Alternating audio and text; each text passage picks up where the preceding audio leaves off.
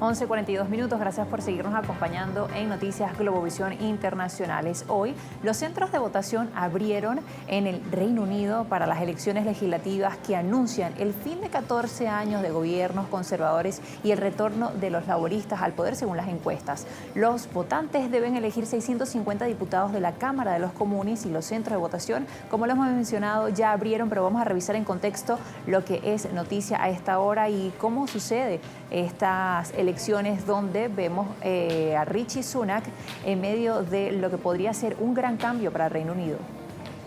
Durante la campaña electoral, Starmer se ha mantenido con ventajas cercanas a los 20 puntos porcentuales respecto al primer ministro Rishi Sunak.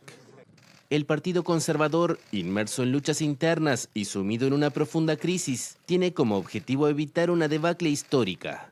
Sunak pareció asumir la derrota en los últimos días, pidiendo votos que eviten una supermayoría laborista.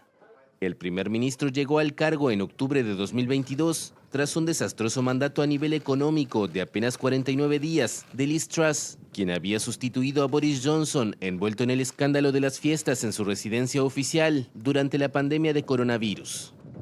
El Brexit en 2020 y sus consecuencias para la economía británica, así como la pandemia y el aumento del costo de vida, han incidido en la caída conservadora. Por su parte, al laborista Starmer parece haberle dado resultado el hecho de acercar a su partido hacia posiciones más de centro, tras la derrota en las elecciones de 2019 de su antecesor Jeremy Corbyn, de corte más izquierdista. Y ahora, para profundizar lo que son estas elecciones legislativas en Reino Unido, nos acompaña Julián Machuca Castro, quien es analista político internacional. Julián, muchísimas gracias por acompañarnos y, como hemos visto, por supuesto pesa sobre los conservadores las consecuencias del Brexit, también el alto costo de vida, los escándalos por las restricciones, cuánto sucedió esto con Boris Johnson cuando era primer ministro, también está la guerra en Ucrania, por supuesto, y es parte además de lo que ha ocurrido durante estos 14 años del poder. Y podríamos preguntarte entonces, Julián, si esto se traduce en el agotamiento y división del partido. Muchas gracias por la invitación. La situación actual del Partido Conservador del Reino Unido puede interpretarse como una consecuencia directa de una serie de eventos y crisis que han ocurrido durante su mandato de 14 años. Estos factores son los que tú has mencionado. Entre ellos se destaca el Brexit. La decisión de salir de la Unión Europea ha sido un tema divisorio tanto en el país como en el propio Partido Conservador. La implementación del Brexit ha generado incertidumbre económica y política, afectando las relaciones comerciales y diplomáticas con Europa y el resto del mundo. Además, el proceso ha revelado profundas divisiones internas dentro del partido, con facciones que tienen visiones contrapuestas sobre la mejor manera de proceder. La pandemia del COVID-19 también ha afectado al partido debido a que la gestión ha sido un desafío monumental para cualquier gobierno y los conservadores no han sido una excepción. Las críticas hacia la respuesta del gobierno, incluyendo el manejo de los confinamientos, la implementación de las políticas de salud pública y el suministro de vacunas, han erosionado la confianza pública en el partido. También los escándalos como el de Boris Johnson y las fiestas en Downing Street durante las restricciones han agravado la desconfianza, resaltando problemas de liderazgo y de responsabilidad. A eso se le suma también el aumento del costo de vida y la pérdida del estado de bienestar. La inflación y el aumento del costo de vida han puesto a muchas familias en el Reino Unido en una situación económica precaria. Los conservadores han sido críticos y criticados por no proporcionar soluciones efectivas para mitigar estos problemas, lo que ha llevado a una percepción que están desconectados de las necesidades y preocupaciones de la población general. La guerra de Ucrania.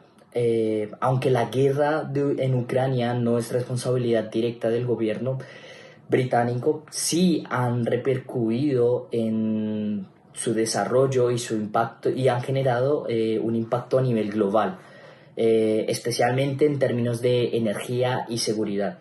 La respuesta del gobierno a la crisis, tanto en apoyo a Ucrania como en la gestión de las consecuencias económicas en casa, en el Reino Unido, han sido otro punto de evaluación para el público, y esto se verá reflejado en las urnas.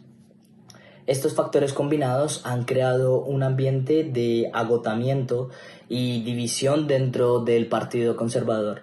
La larga permanencia en el poder tiende a desgastar a cualquier partido, eso es claro, pero la acumulación de crisis y controversias ha exacerbado esta situación.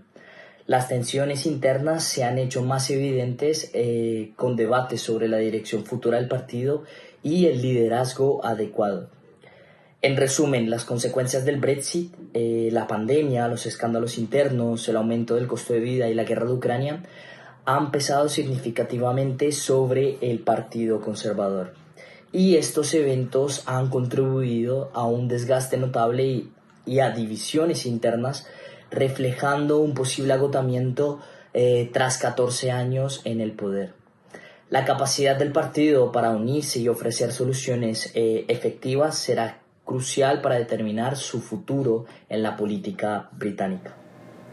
Julián, también quisiera preguntarte cuáles son las principales propuestas de los partidos. Un tema común, por ejemplo, es la migración. Las propuestas principales de los partidos políticos a las elecciones del Reino Unido el presente año se centran en varios temas clave. Uno de los principales temas es en materia de migración, como tú lo has dicho. En esto, los principales partidos se plantean, el Partido Conservador, por ejemplo, planea endurecer las políticas migratorias, incluyendo la reducción del número de inmigrantes y un control más estricto de las fronteras.